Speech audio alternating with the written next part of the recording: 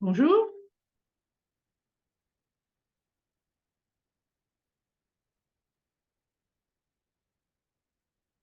Est-ce qu'il m'en reste d'autres? Deux personnes sont entrées dans la salle d'attente. Alors, admettre, admettre. OK. Tout le monde est là?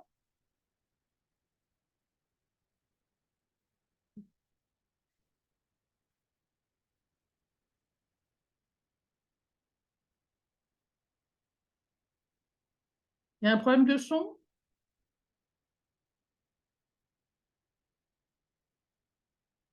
Merde.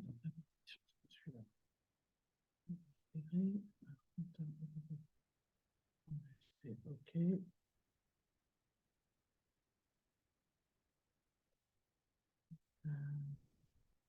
D'accord.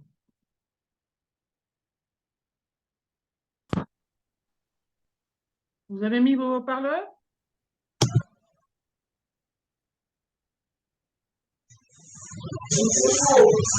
Il y a quelqu'un?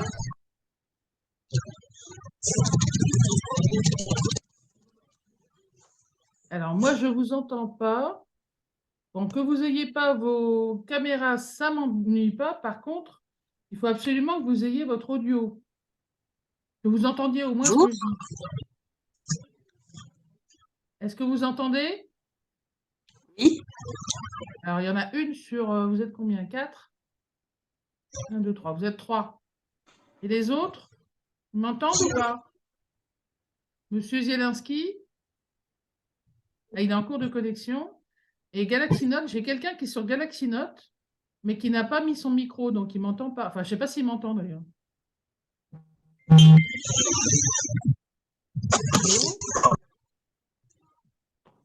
Allô, allô?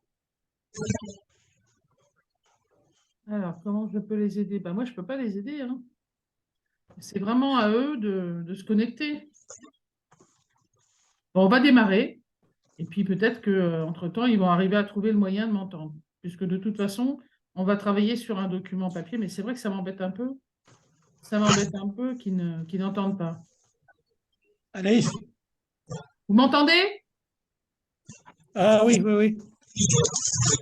Voilà, on entend deux là. Et il reste un Galaxy Note. Je ne sais pas qui c'est. Est-ce qu'il a le son? Bon, écoutez, on va démarrer. Et puis, il se manifestera s'il n'a pas de son. Il enverra il nous enverra un message. Ah, demander de réactiver le son.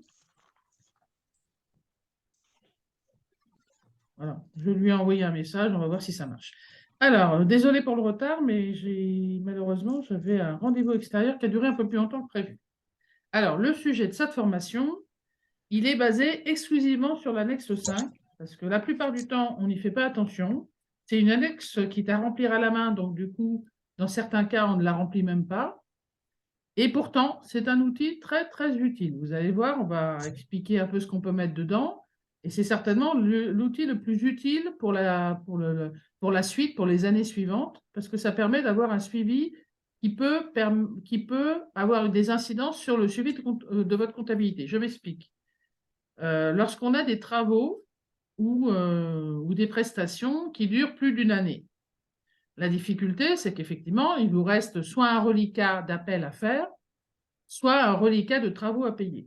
Et vous savez que ce sont des informations que l'on doit indiquer dans la comptabilité et qu'on met en attente. C'est-à-dire que si on doit, par exemple, de l'argent à un fournisseur parce qu'il a réalisé des travaux en totalité ou partiellement, mais que ce n'est pas terminé, on le met effectivement dans le compte du fournisseur. Et quand on fait un à nouveau d'une année sur l'autre, on remet dans l'à nouveau en début d'année, à la date du 1er janvier de l'année, on met le solde qui est dû au fournisseur. Donc, imaginons par exemple un ascenseur dont le démarrage des travaux se fait fin 2022. Les appels ont été effectués en 2021. Donc, déjà de 2021 à 2022, on a fait un report d'appel de fonds Et on va voir comment on les inscrit là-dessus. Et en 2022, on réalise une partie des travaux. Donc voilà un projet pluriannuel. Les appels en 2021, un démarrage des travaux en 2022 et, dans le meilleur des cas, une fin de travaux en 2023. Ben, ce tableau, il est tout à fait adapté à ça. Mais il n'est pas déconnecté. Il n'est pas déconnecté de la réalité. Oui, je suis actuellement en formation, donc je rappellerai un peu plus tard. Merci. Donc, l'important quand on a des actions sur plusieurs années, c'est déjà de mettre ces travaux dans la première colonne, qui est la colonne des travaux votés. Alors, comme vous voyez, on doit indiquer de préférence la date et le montant. Alors, je sais que certains syndics modifient les colonnes, modifient les intitulés, etc.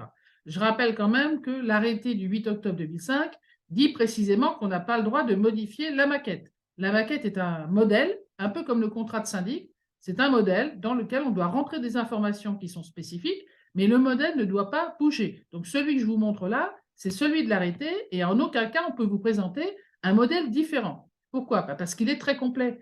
En fait, vous voyez qu'ici, vous avez les travaux votés. Alors, qu'on ait fait des appels ou pas, peu importe si les appels ont été lancés, tout ce qui est voté à un moment donné dans une assemblée générale en termes de travaux doit figurer dans ce tableau-là.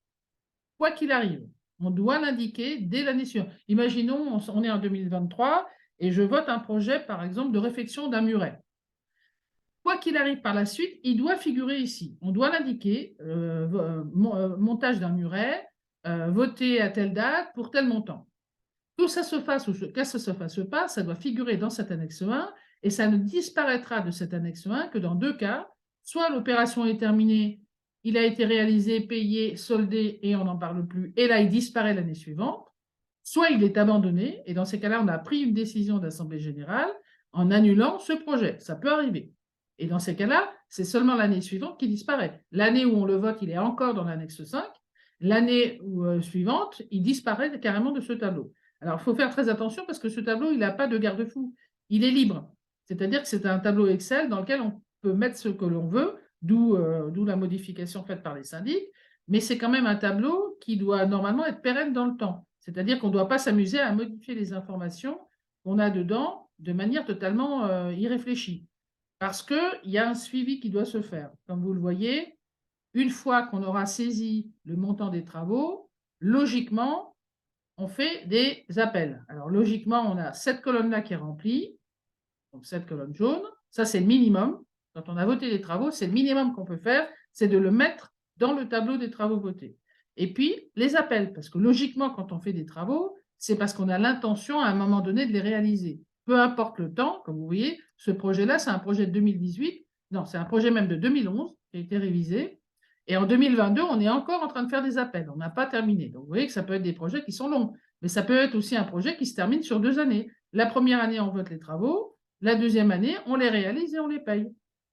C'est assez rare que les appels soient payés la même année des travaux. Mais ça peut arriver.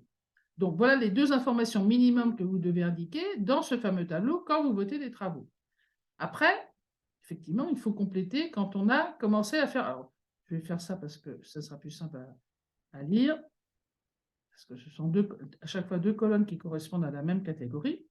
Donc, vous voyez que là, pour un ascenseur, ça dure depuis 2011, une vingtaine d'années, plus de 20 ans, plus de 10 ans. Donc là, on en est à la 11e année. Et ce n'est pas fini. Et vous avez d'autres travaux qui sont comme les travaux urgents. Alors là, c'est différent. Allô, oui? Allô? Oui, je suis désolée, mais là, je suis en formation. Je vous rappelle tout à l'heure. Il y a vraiment des gens qui sont payés quand même. Donc, je disais, tous les travaux se mettent là. Par exemple, vous avez le cas des travaux urgents. Alors là, c'est un peu exceptionnel parce qu'en général, les travaux urgents, soit on a des réserves, et dans ce cas-là, on utilise des réserves pour les faire, et normalement, ça peut figurer, mais ça n'est pas obligatoire puisque c'est réalisé dans la même année. Moi, j'ai tendance à dire que plus ce tableau est complet, plus il va vous aider pour la suite, parce que c'est très compliqué de suivre des travaux dans la comptabilité elle-même. C'est possible, mais il faut vraiment être comptable pour ne pas laisser échapper des informations. Donc, pour les travaux urgents... Excusez-moi. Oui. Là, on n'a pas le partage d'écran pour voir les colonnes que vous parlez. Ah, ben alors oui, ben pourtant, moi, je l'ai mis en route, là. Vous ne le voyez pas, là? Oui, depuis tout à l'heure, on n'a rien vu. Pas de colonne. C'est Ben là, là où vous on l'avez? voit le... Oui, oui, là, on voit le tableau. D'accord, alors je reprends. Je vais reprendre de toute façon. Je vais essayer de la mettre en page, en grande page, mais je ne sais pas du tout normal. Bon, enfin, voilà, vous êtes sur la. Vous voyez le haut, c'est dommage, parce que j'aimerais bien le voir en affichage complet, en page complète. Bon, c'est pas grave. Je le trouverai tout à l'heure, je n'ai pas encore trouvé, je ne me souviens plus comment on fait. Donc voilà, cette annexe 5 que vous devez toujours avoir. Quoi qu'il arrive chaque année, vous devez faire une annexe 5. Elle peut être à 0. S'il n'y a pas de travaux, c'est sûr que vous l'aurez quand même, mais à 0. Mais il faut qu'elle soit fournie quand même pour qu'on sache justement qu'il n'y a pas de travaux en cours dans cette annexe 5 et donc qu'il n'y a pas de travaux en cours. Et pour le savoir, il faut la fournir à 0. Bon, logiquement, dans une copropriété, c'est quand même assez rare qu'on n'ait pas des petits travaux à effectuer. Et comme je le disais, c'est un peu comme le carnet d'entretien, c'est une sorte de pense-bête. Donc moi, j'ai tendance à dire que plus on en met dans ce tableau, et plus c'est facile pour nous de savoir où on en est. Donc, par définition, les gros travaux, on les indique. Et comme je disais tout à l'heure, dans la colonne travaux votés, on va obligatoirement mettre tout ce qui a été voté, même si on n'est pas sûr que ça se fasse. Et on va obligatoirement mettre les appels qu'on aura effectués. Alors, bon, quand c'est des gros travaux, il y a plusieurs types d'appels. Ça se fait sur plusieurs années. Donc, c'est normal que ça prenne du temps. Après, quand on parle des travaux urgents, on a des travaux urgents qui sont sur un exercice. Vous avez les fonds, vous avez un dégorgement à faire. Alors bon, les dégorgements, c'est à la limite parce qu'on peut considérer que ce n'est pas du 671, ce serait plutôt du 615. Mais en même temps, si vous voulez avoir un inventaire complet de tous les travaux que vous avez fait sur une année, c'est plus, je dirais que c'est plus facile de le mettre là et de le mettre dans le carnet d'entretien parce que quel que soit le moment ou la manière dont vous allez rechercher l'information, vous aurez deux réflexes, soit d'aller dans l'annexe 5, soit d'aller dans le... Et l'annexe 5, tout le monde la reçoit par convocation. Donc, c'est à mon avis plus simple à renseigner dessus. Et vous avez aussi le carnet d'entretien, parce que je vous rappelle que, maintenant il a changé de nom, mais que le carnet d'entretien, il est censé répertorier tous vos fournisseurs et il est censé aussi répertorier, donc, avec qui vous avez des contrats, plus tous les fournisseurs avec qui vous avez eu des travaux importants. Alors, bien entendu, hein, le changement de badge, ça ne fait pas partie des gros travaux. Par contre, faire des travaux, par exemple, sur un pignon, même si on le fait dans l'année parce qu'on a les fonds, bien entendu, ça se met dans ce type de tableau et ça se met dans le carnet d'entretien. Parce que, il peut y avoir, par exemple, une décennale et peut-être que dans 1 an ou 2 ans, on va s'apercevoir qu'il y a un problème et on voudra savoir, en fait, alors là, il y a même une information qui manque. Ce que j'ajoute d'habitude, c'est le nom du fournisseur. Parce que rien qu'avec ce tableau, vous pourriez dire, voilà, je vais appeler un tel fournisseur, parce qu'on a un problème concernant la décennale, les travaux effectués à telle année, par exemple en 2021, il commence à y avoir des fissures. Et là, ça vous donne un bon élément pour dire, il va falloir s'en occuper parce que ça a commencé en 2001, et comme on a une décennale, il ne faut pas qu'on aille trop loin. Alors, ça dépend des travaux, vous pouvez avoir aussi une garantie qui est à l'année. Donc, tout dépend de la nature des travaux. Ce tableau-là doit vous permettre de suivre, en tout cas, les éventuelles malfaçons qui auraient pu se faire sur des travaux. Là, en l'occurrence, ce sont des travaux urgents Pignon Nord. La trésorerie était disponible, donc c'est pour ça qu'il n'y a pas eu de vote, il n'y a pas eu d'assemblée générale extraordinaire. Et de la même manière, les travaux ont été payés puisqu'ils ont été faits en urgence. Donc, obligatoirement, ils ont été réalisés et payés avec la trésorerie qui était disponible. Et puis ensuite, effectivement, on complète éventuellement par des informations, des fonds qui manqueraient. Parce que là, par exemple, on avait 10 000 € disponibles, il manque 3 000. Enfin, on avait 3 000 € disponibles, il manque 10 000. Donc, comme on avait quand même de la trésorerie, on a effectué les travaux, ils sont réalisés. Il reste maintenant à attendre le remboursement des copropriétaires. Alors, je rappelle que les travaux urgents, c'est ceux qui menacent la sécurité de l'immeuble ou des personnes. Ce n'est pas un dégorgement. Alors, sauf que moi, je précise que quand même, c'est bien de les mettre là parce que comme ça, vous les avez sous les yeux, mais ce n'est pas une obligation. Ici, l'obligation, c'est que les gros travaux, c'est-à-dire ceux qui seront étalés sur plusieurs années. Mais rien ne vous empêche d'en rajouter. C'est-à-dire que la loi dit qu'il faut au minimum que vous mettiez ça, elle ne vous empêche pas de vous en servir pour tous les travaux. Donc, travaux urgents, on peut en avoir. Hein. Donc, si vous voulez, par exemple, y mettre tous les travaux de dégorgement, ne serait-ce que pour faire des statistiques, pour savoir combien de fois vous avez fait des dégorgements dans une année, ce qui peut vous conduire à dire peut-être qu'il y a un problème de canalisation, et plutôt que de payer 3 000, 4 000, 5 000 € par an, peut-être qu'il vaudrait mieux refaire carrément les canalisations. C'est un outil, ça peut être un outil de pilotage, à condition qu'il soit renseigné. Bon, là, en l'occurrence, c'est un projet où il y avait beaucoup de... En fait, c'est des travaux urgents, mais qui ont nécessité plusieurs corps de métier. Donc, on a eu le débarras de la cave parce qu'il y a eu une fuite dans la cave. Donc, on a eu le débarras pour pouvoir y accéder, le débouchage des eaux pluviales, parce que du coup, comme il y a eu des problèmes, ça a bouché les canalisations d'eau pluviale. On a dû dégorger, bien entendu, parce qu'une fois qu'on a débouché, il faut dégorger. Et on a dû poser des étais, parce qu'à force d'engorger la cave, c'est souvent un endroit où on va peu. En tout cas, on n'y va pas souvent. Et donc, quand il y a des débordements ou quand il y a des fuites, ben, on s'en aperçoit bien souvent que trop tard, soit quand ça bouche en amont, soit tout simplement parce que ça déborde de la cave et ça remonte dans les escaliers. En tout cas, il y a des effluves dans les escaliers. Là, en l'occurrence, on a mis beaucoup de temps à s'en apercevoir. Donc, du coup, ben, ça a cassé les eaux pluviales, la canalisation des eaux pluviales, et ça a endommagé toutes les structures en fer. Donc, il a fallu poser des IPN, alors pour l'instant provisoires, puisque on va essayer quand même de la réparer. Et vous voyez qu'il y a plusieurs corps de métier pour un seul. Alors, j'aurais pu le regrouper. Parce que tout ça, c'est le même problème, c'est le problème d'un effondrement partiel de la cave commune, donc qui a provoqué une canalisation, la destruction de la canalisation et qui par là même a provoqué l'affaissement des structures, donc la pose d'étais provisoires. Donc au jour d'aujourd'hui, bah, ce sont des travaux urgents pour certains. Par exemple, le débarras de la cave, c'était impératif parce qu'on ne pouvait pas savoir ce qui se passait tant qu'on n'accédait pas à la cave commune. Et en l'occurrence, la cave était remplie de cendres de charbon parce qu'il y avait une chaufferie ancienne au charbon, au bois, et qu'au lieu d'évacuer les cendres au fur et à mesure, ils n'avaient rien trouvé de mieux que d'entasser tout dans une cave commune qui n'était pas utilisée. Donc il a fallu déjà la débarrasser. Une fois qu'on l'a eu débarrassée, on s'est aperçu qu'il y avait une canalisation d'eau pluviale qui était bouchée. Et quand on a voulu la déboucher, bah, elle est tombée en miettes parce qu'elle était complètement abîmée par la fuite d'eau.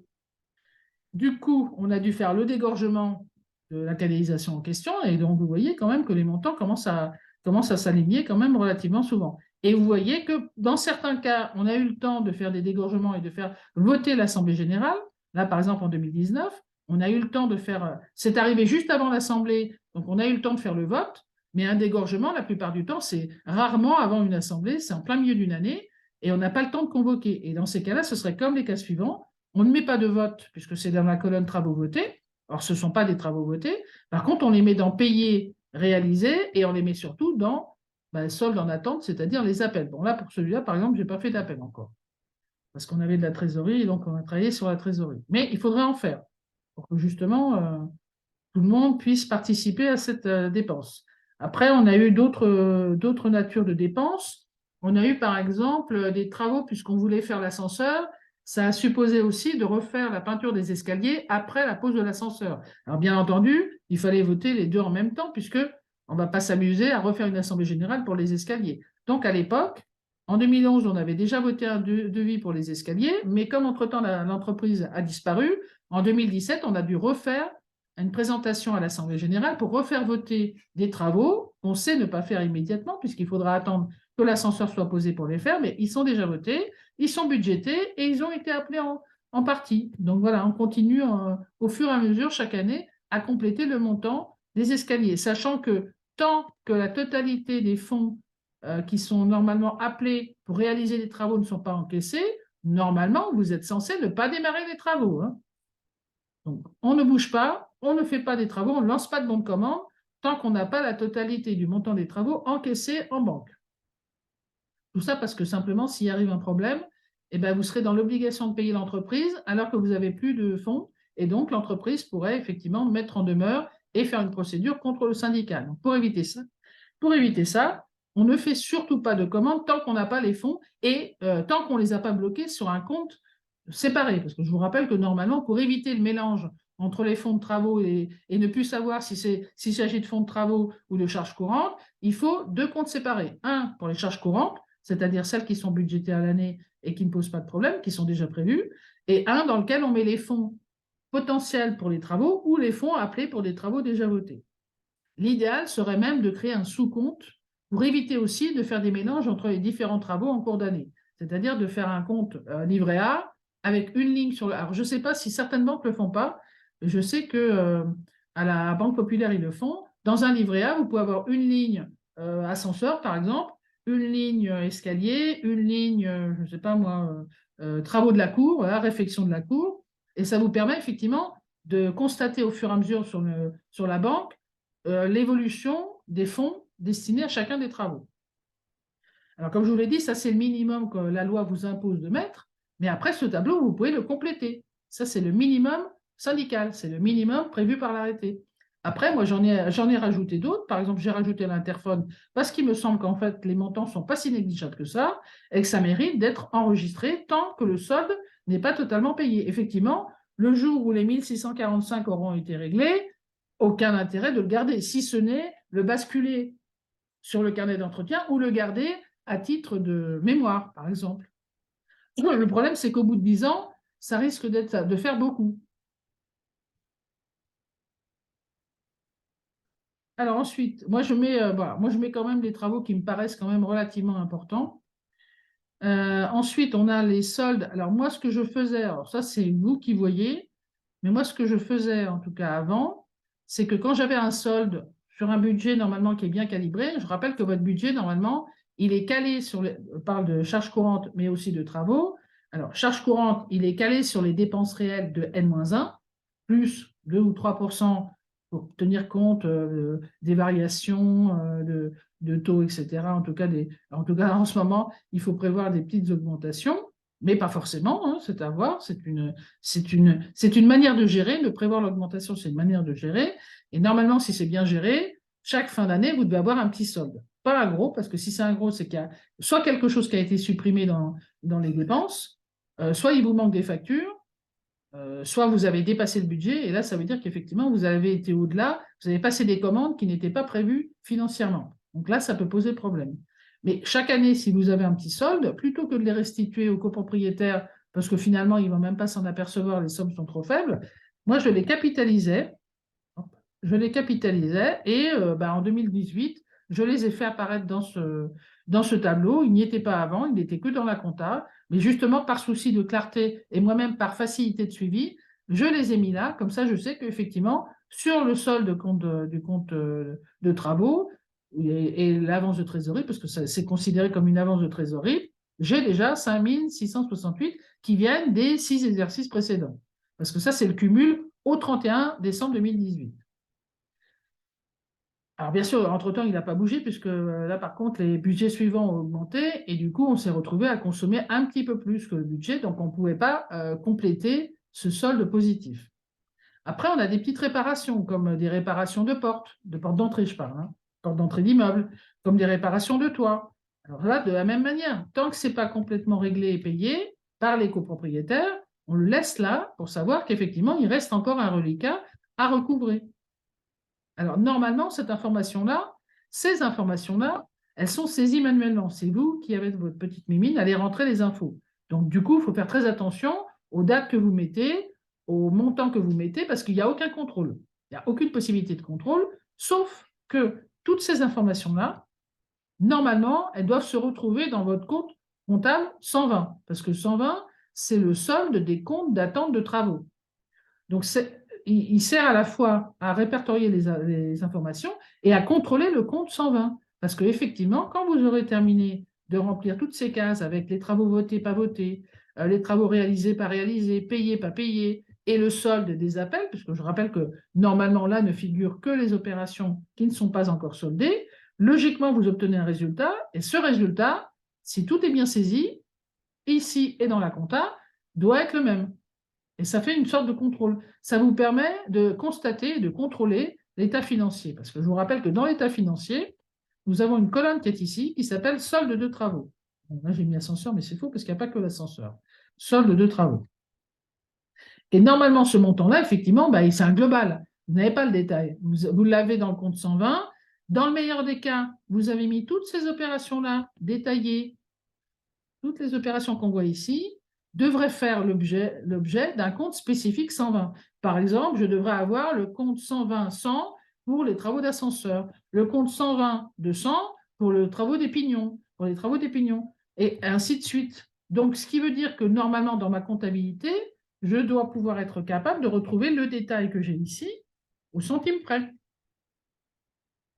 D'où l'intérêt de bien détailler ce tableau, parce que si vous ne mettez que des montants globaux, vous ne pourrez pas faire s'il y a une anomalie, vous ne saurez pas d'où ça vient. Alors que là, par exemple, s'il y a une anomalie, imaginons que là, bon, là, ce n'est pas le cas, c'est les mêmes montants. Là, c'est le compte 120 de la comptabilité. Mais imaginons que je me retrouve avec moins 50 000. Bon, il est clair que je vais devoir regarder pour savoir d'où vient l'erreur. Est-ce que c'est dans la comptabilité ou est-ce que c'est ici? Là, avec ce tableau-là, c'est très facile. C'est très facile, à condition que dans la comptabilité, j'ai bien mis la nature des travaux dans un compte spécifique 120. C'est-à-dire un 120-100. Imaginons que, par exemple, j'ai oublié 10 000 ici, qui auraient été payés en 2023.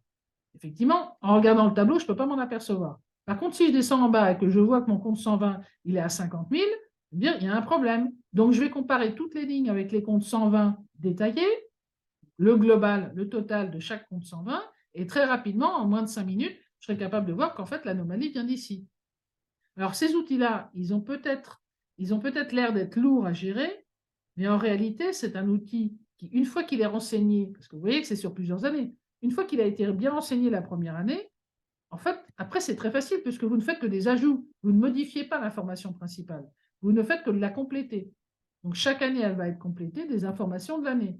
Et ce qui fait que quand vous avez des anomalies ou quand vous recherchez des informations, c'est beaucoup plus facile de regarder sur un tableau synthétique. Si ce n'est pas le cas, ça veut dire qu'il faut que vous alliez dans la comptabilité, dans un compte 120, pour regarder toutes les écritures. Donc, éditer ce qu'on appelle un grand livre du compte appartenant aux travaux d'ascenseur Drieux. Donc, en fait, du détail du fournisseur Drieux. Là, en l'occurrence, il n'est pas payé, donc vous ne le trouverez pas. Il sera à zéro puisqu'il n'a pas été payé. Alors là, il avait mis un montant, on avait payé 5 568, d'ailleurs, il faut que je le rajoute parce qu'il nous a remboursé cette année. Vous voyez très bien l'exemple. Là, on voit que pour ces travaux d'ascenseur, j'avais déjà réglé 5 668, tout simplement parce qu'on nous avait demandé un acompte pour démarrer, je dirais, l'étude de faisabilité.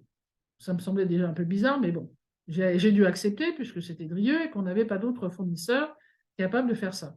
Et il se trouve que comme l'opération ne s'est pas réalisée, j'ai demandé cette année le remboursement. Et donc là, on n'a pas encore l'information 2023, mais là, on va retrouver le remboursement. Alors, qu'est-ce qu'on va faire de ces appels qui sont là?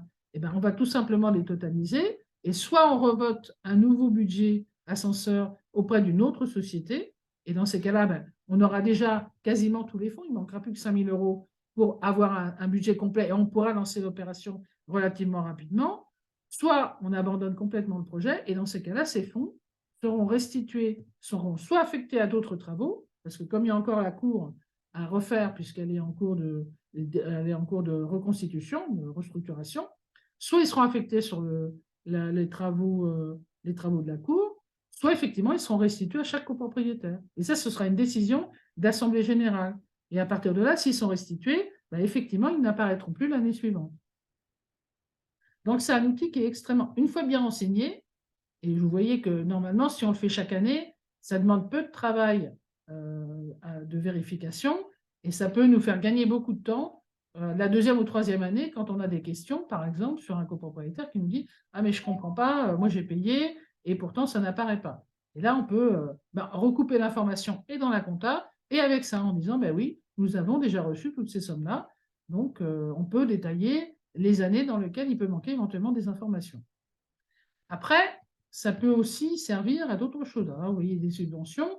S'il y a des travaux pour lesquels vous recevez des subventions, et il y a quand même quelques copropriétés en ce moment qui en reçoivent, effectivement, ça peut permettre de les suivre. Par exemple, là, on n'a que les subventions à recevoir, mais ça veut dire que vous avez obtenu un accord de l'État, de l'ANA, par exemple, vous disant vous avez droit à temps. Alors, ce qui manquerait, moi, si j'avais ce genre d'information-là, je rajouterais 2 colonnes en mettant subvention reçue, parce que là, pour l'instant, c'est promesse, c'est une promesse de subvention. Donc, ça permet de voir qu'effectivement, la subvention va permettre de réaliser les travaux, mais attention, les subventions sont versées à la fin sur production d'une facture acquittée.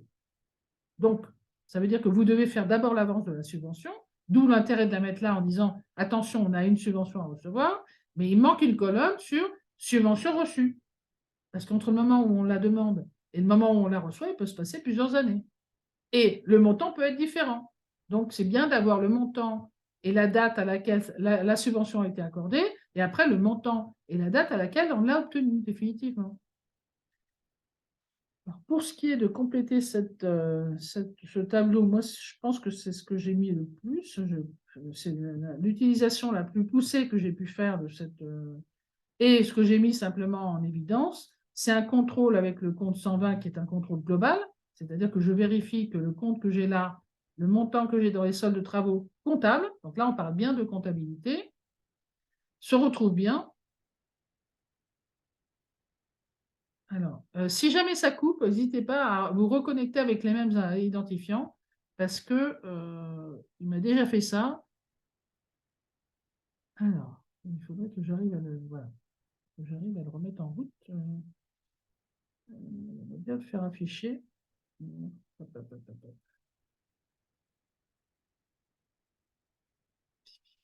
Alors, comment je fais pour l'agrandir?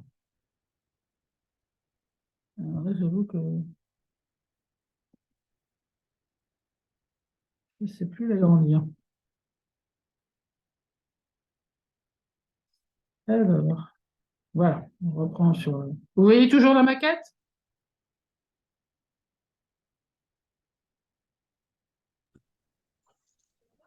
Oui, Oui? oui, Bon, oui. voilà. Donc, si vous la voyez, c'est bien parce que moi, je ne vois pas tout l'écran.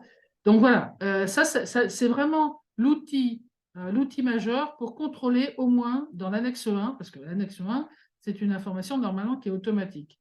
Et on s'aperçoit quand on reçoit, alors, pour nous, il n'y a pas de problème parce que on utilise cette maquette tous les jours, donc quand elle a des problèmes, on peut la réactiver. Par contre, les informations, le tableau que vous recevez comme ça, qui est le même que vous recevez de votre syndic, il est fait normalement en automatique, puisque ça, c'est la production automatique d'un journal. Alors, je rappelle simplement le contexte comptable, c'est que ce soit vous ou que ce soit le syndic, il saisit un journal qui est en fait une information indexée date par date, réception de la facture, paiement de la facture, etc. Et c'est ce journal qui va générer automatiquement une balance, un grand livre et les 5 annexes. Et l'annexe, l'état financier, c'est l'annexe 1. Donc, normalement, ce document-là, il doit être à l'identique de ce que vous avez dans la comptabilité. Et il y a un bon moyen de le vérifier, c'est de le vérifier avec une balance, quand on ne veut pas trop s'embêter, et le grand livre de préférence, parce que dans le grand livre, il y a le détail. Et donc, cette annexe 5, elle permet, avant de rentrer dans le détail du grand livre, qui est quand même un peu plus costaud, de vérifier des sommes qui sont relativement faciles à synthétiser. Ce compte 120, c'est normalement un compte détaillé dans le grand livre. Mais vous voyez bien que quand on est dans la partie. Quand on est dans la partie plan pluriannuel, là, on a un détail. Et donc, si on a un grand livre dans lequel on a des totaux, parce que ça aussi, ce n'est pas toujours fait par les syndics, ben, en 5 secondes, vous êtes capable de voir si le compte 120 est équilibré avec votre annexe 5. Alors, l'annexe 5 du syndic, puisque généralement, lui qui vous l'envoie. Mais en sachant que le syndic, normalement, saisit cette partie-là, mais ne saisit pas le 120. Alors, je dis normalement, parce que malheureusement, avec tous les contrôles que j'ai pu faire, je n'ai pu que me constater qu'en fait, ce n'était pas le cas, et que souvent, on avait des annexes 1 qui ne représentaient pas du tout le grand livre. C'est pour ça que quand on fait des contrôles comptables, ou chez nous, on vous dit souvent qu'on a besoin du grand livre, des relevés bancaires et des annexes, parce qu'en fait, le grand livre est détaillé, et donc on peut se contenter d'un grand livre pour contrôler les comptes. Mais pour la partie de l'annexe 5, c'est très facile. Il vous suffit de prendre le total de l'annexe 5, d'aller sur l'annexe 1 et de regarder quel est le montant du 120. Et s'il n'est pas identique, il faut retoquer les comptes en disant on ne peut pas les voter parce qu'il y a un problème, soit dans l'annexe 5, soit dans l'annexe 1. Il ne faut pas hésiter à le demander. Alors, nous, on avait préconisé ça depuis des années, et puis on s'est aperçu que les syndics se sont adaptés à ce type de rejet, et ils ont développé une autre technique. Alors, ils vous disent, vous ne voulez pas les voter? OK, ben, il n'y a pas de problème. Donc, ils ne les répartissent pas, puisque quand ce n'est pas voté, les comptes, on ne peut pas les répartir. Et puis, ça ne les dérange pas de rester 4-5 ans comme ça. Et au bout de 5 ans, vous savez qu'il y a prescription. Donc, les dépenses de l'année, de la 6e année, ne sont plus récupérables auprès des copropriétaires. Donc, ils ont tendance, effectivement, aujourd'hui, à faire ça en disant, bah, de toute façon, si vous ne payez pas, eh ben, les dettes seront annulées et donc tout le monde devra les payer de manière égale, puisque ce seront des dépenses qui vont revenir au pot commun. Et ce sera plus réparti comme ça l'était à l'époque, puisque les copropriétaires peuvent être repartis ici là. Donc, ils les répartiront sur les nouveaux copropriétaires. Donc, pour éviter ça, aujourd'hui, en réponse, on a développé une nouvelle technique qui consiste à dire si dans votre, alors en l'occurrence sur l'annexe 5 ou l'annexe 1, mais sur les autres comptes, si vous découvrez une anomalie, qui est une anomalie majeure, par exemple la banque n'est pas celle qui est au relevé bancaire et ne correspond pas au rapprochement bancaire, où l'annexe 5 ne correspond pas au compte 120, il faut carrément refaire carrément les annexes à partir du grand livre et les proposer au vote de l'Assemblée. Ça permet de voter des comptes en temps réel, avec des comptes qui sont justes, puisqu'ils sont vérifiés, et d'éviter de retarder les répartitions, et en tout cas sur plusieurs années. Donc aujourd'hui, on aurait plutôt tendance à vous dire, si c'est faux, il faut faire refaire les comptes et les proposer vous-même. Le syndic ne voudra pas les prendre, donc c'est à vous de dire, comme un contrat de syndic, je vous envoie les comptes, merci de les 5 annexes, merci de les présenter à l'ordre du jour. Alors, certains vont jusqu'à présenter leurs comptes à eux et présenter les comptes du conseil syndical. Peu importe, l'important c'est que si les comptes qui vous ont été présentés ne sont pas bons, vous avez le droit de les refaire et de lui demander de les mettre à l'ordre du jour. Parce que c'est l'Assemblée générale qui décidera quels sont les comptes qu'il veut adopter. Et dans la plupart des cas, il adoptera ceux qui ont été corrigés par le conseil syndical. Parce qu'effectivement, dans la foulée, le conseil syndical aura dans son rapport annuel expliqué pourquoi il a dû corriger et ce qu'il a dû corriger, ce qui permettra à chaque copropriétaire de vérifier le bien fondé de la modification en question. Donc, pour l'annexe 5, moi, je pense que globalement, j'ai dû vous développer à peu près tout ce que j'ai pu imaginer comme utilisation, en tout cas la manière dont il faut l'utiliser et la manière de l'optimiser. Il y a l'utilisation obligatoire et puis il y a l'optimisation. Et je vous dis, là, bon, pour ceux qui ont des subventions, il y a encore 2 colonnes qui manquent. Mais voilà, globalement, cet outil-là, il faut s'en servir parce que c'est très utile, surtout quand on a des travaux à répétition ou quand on a des gros travaux sur plusieurs années. Est-ce que vous avez des questions?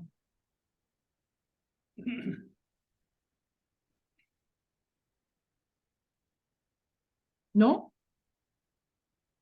Sur l'utilisation de l'annexe 5 ou sur son éventuel contrôle? Je ne vous entends pas. Alors, est-ce que l'administrateur provisoire doit procéder? Oui.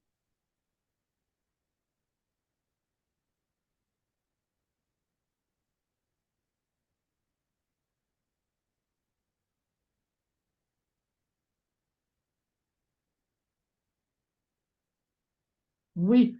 Alors, la question qui m'est posée, c'est est-ce Là, je vous envoie des demandes de réactivation de son. Moi, je peux pas faire la réactivation de son pour vous. C'est de votre côté sur votre ordinateur, tout en bas. Il doit y avoir une espèce de petit entonnoir qui correspond en fait à un écouteur. Et il faut cliquer dessus parce qu'il doit être en son fermé ou une petite croix qui dit qu'il n'y a pas de son.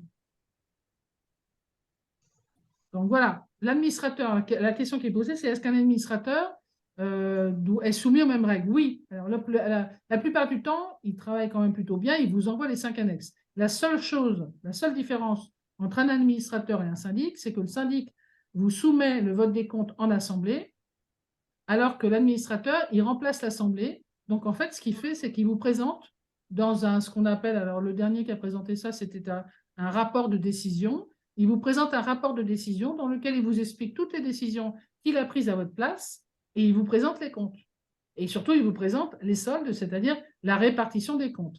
Alors, la seule inconnue que je rencontre actuellement avec eux, c'est qu'il semblerait, alors ils n'ont pas été habitués, donc du coup, ils sont très réticents, il semblerait que l'obligation qu'a le syndic de fournir des justificatifs à tous les copropriétaires avant l'Assemblée ne soit pas respectée par l'administrateur. A priori, il refuse de communiquer les justificatifs. Le problème, c'est que quand on a constaté que les comptes de l'administrateur ne sont pas bons, comment fait-on pour les faire corriger? Donc, de la même manière qu'un syndic, on envoie un recommandé à l'administrateur en lui expliquant quelles sont les anomalies et en lui demandant de changer les comptes.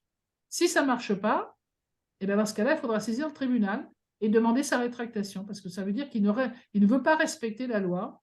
Et malheureusement, en ce moment, on en constate quelques-uns qui n'envoient pas les prorogations de leur mandat. Je rappelle qu'un administrateur, quand il demande à être prorogé au bout d'un an, eh bien, il fait comme la première fois, il doit vous envoyer la prorogation. Parce que si jamais, par exemple, la situation s'était aggravée, vous pourriez contester cette prorogation. Seulement, vous n'avez que 15 jours à compter de la signification. Si on a notification, si on ne vous envoie pas en recommandé la prorogation de l'administrateur, ben vous ne pouvez pas le contester, le délai n'est pas ouvert. Ceci dit, rien ne vous empêche de saisir quand même la juge qui l'a nommée pour dire voilà, il y a une anomalie dans la comptabilité, et l'administrateur nous refuse les justificatifs. Et là, vous avez le droit de demander la rétractation. C'est laissé au libre choix du juge. Hein. Ce n'est qu'une demande. Ce n'est pas comme une assemblée générale où le syndic est